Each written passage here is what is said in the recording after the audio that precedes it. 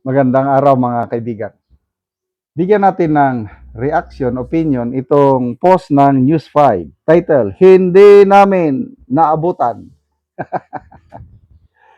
Isiniwalat ni Department of Interior and Local Government Secretary Junvic Rimulya na muntik na manong makorner ng mga otoridad ang negosyanteng si Atong Ang ngayong Huwebes, April 9 kahapon. Nag-operations kami, kasama ba siya? I don't think so. Kasi kung DILG secretary ka, ikaw mismo ang sumamay, that's too much. Siguro, mga tauhan nila. Kami kanina, kasi may eyeball sighting sa kanya. Pero, we were a day too late. Hindi namin naabutan. Isang araw. Ano ba yan?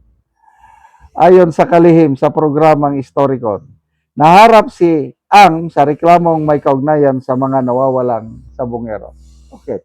Binasa ko mga comments dito, ano. uh, General Bantag nag-react, tumatawa. Ipagmalaki mo, sasabihin mo pa na hindi nyo naabutan, muntik na, isang araw na late. Huwag mo na. It's a failure of operations. Bakit mo? Mabuti pa tumahimik na lang. And better luck next time, hindi yung sasabihin pa. Talagang ito na siguro ang trademark ng magkapatid na Rimulya. Mahilig sila talaga sa media blitz. Oh, maalala ko tuloy si Ombudsman Rimulya, yung sabi niya, scope. Last year, October ba yun or November, sabi niya, may warrant of arrest na si Bato.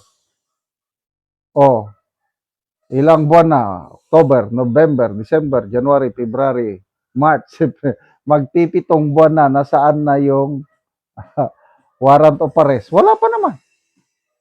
Eh bakit mo sasabihin na may warrant of arrest? Eh kung gusto mong mahuli, dapat tumahimik ka. Pag mong sabihin na meron na, para ma-surprise mo yung gusto mong huliin. Nakakatawa itong magkapatid na ito. Oh. Muntik nang nahuli. Malala ko tuloy, panahon ni Secretary Boying Rimulya sa DOJ, ilang beses din silang nag-raid kay DG Bantag. 2, 3 beses ba? Wala rin. Kaya, oh, sobrata magtatatlong taon na. Mula nung naisyuhan nila ng warrant of arrest si DG Bantag hanggang ngayon, di nila mahuli-huli. Sinabi na, when was that, last year? Nasa Kalinga. Prinoprotektahan siya ng Kalinga tribe. Nagreklamo ang Kalinga tribe. Wala sa amin dito. Kasi hindi namin katribo si Bantag. Iba ang tribo niya. Kulang sa kaalaman itong si Secretary Rimulya tungkol sa tribo sa Cordillera. Kung hindi ako nagkakamali, as a whole, ano, tawag sila na Cordillerans or Igorot tribe. But within the Igorot tribe, mayroong 8 na tribo, and within that 8 tribes, may mga sub-tribes. Ang daming. So, ang pagkakalam ko, ang tribo ni DG Bantag is Ipugaw and Benguet. Ano bang Ibaloy? Basta, meron pa nga siyang Ilocano blood eh. Dahil ang nanay niya Ilocana. Ang tatay niya ang taga Ipugaw. Kaya mix. Si DG Bantag pwede rin siyang magtago sa mga kailokanuhan. Dahil maraming nagmamahal kay DG Bantag. Kaya reklamo. Pati ang PNP Provincial Director ng Kalinga. Wala dito si Bantag, sabi niya. Wala siya dito. Nasaan ngayon si DG Bantag? Hindi nila alam. May nabasa akong post nung kasagsagan ng paghanap kay DJ Bantag. Hindi nila mahanap-hanap. May nag-post.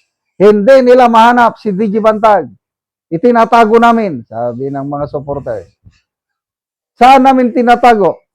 Tinatago namin dito sa aming mga puso. Oh, yes.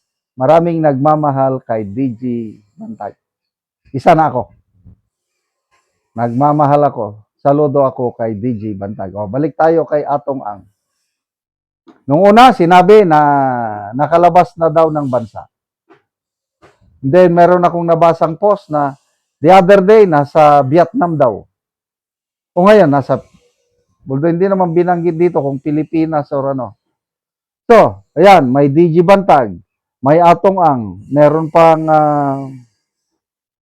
Saldico. O, ano ngayon? Nung una, sabi, hindi namin sila sasantuhin. Huhulihin namin sila. Nakaready kami. O, ano na ngayon? Lalo na si Saldico. Dapat, ako gustong-gusto ko mahuli o mapauwi, mapreso si Saldico dahil isa siya sa mga masterminds sa nakawan sa Kaban ng Bayan. Kaya lang, paano nila mahuli na nandun, protektado na siya kung totoo nasa Portugal siya, hindi nila magalaw sa Portugal si Saldico kung totoo na meron siyang Portuguese passport. Ano pa nga daw, golden visa pa daw ngayong, ano. So, sino na lang mananagot? Walang announcement ni Ombudsman Remulla, kakasuhan daw nila si Martin Romualdez. Hindi ako naniniwala. Agree ako doon kay Congressman Erese yung kanyang payag na hindi siya naniniwala na ang ombudsman kakasuhan si Boying Remulla. Ano lang yun? Propaganda lang yun. Para Kasi isabay nilang kasuhan si Escudero.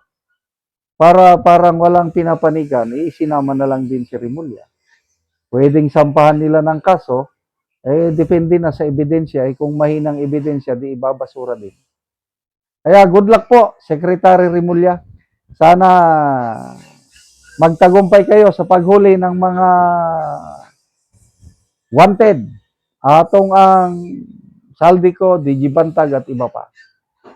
Salamat mga kaibigan sa inyong pagsubaybay sa ating channel. Nakakatulong kayo ng maigi sa tribong talandig ng Bukidnon dahil ang income natin sa channel na ito is pantulong sa tribo. Namimigay tayo ng libreng yero at pako para makapagpatayo sila ng mas maayos na tirahan. Panoorin niyo ang video na ito. Karon mo na ni ang atop sa natagaan na mo og yero. Sa mga buslot na gyud.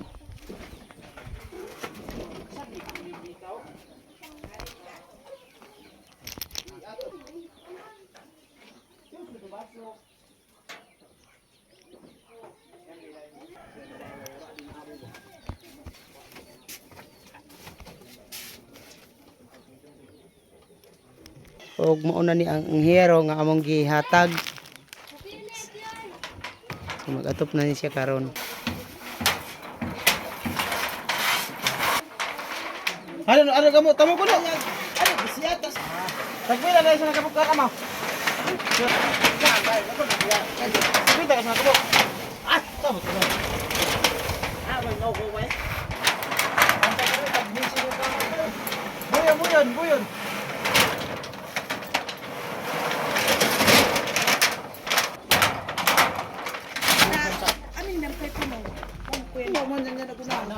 Napid. Ay, Pay! Haray ko manang ka! Ay, tagbo sa ay, doy.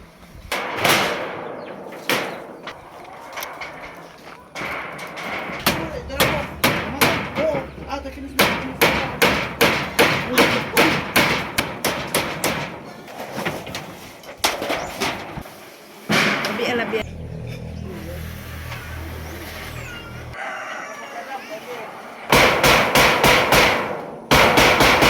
Ug karon managid sa pag-atop ang among gihatag nga yero. So natupan na gid tong mga buslot ganina napulihan na tong yero. Salamat sa Ginoo nga nakaatok na gyud ko sa 7 years nga naghulat ko og grasya o panalangin sa Ginoo, niabot na gyud nga di na ko maulanan o ginaot nga ang naghatag niini og blessing nga tagaan pa og dugang kusog aron nga dili kay ako ra ang matagaan og tabang nga nanginahanglan sa iyang panab. Salamat kayo.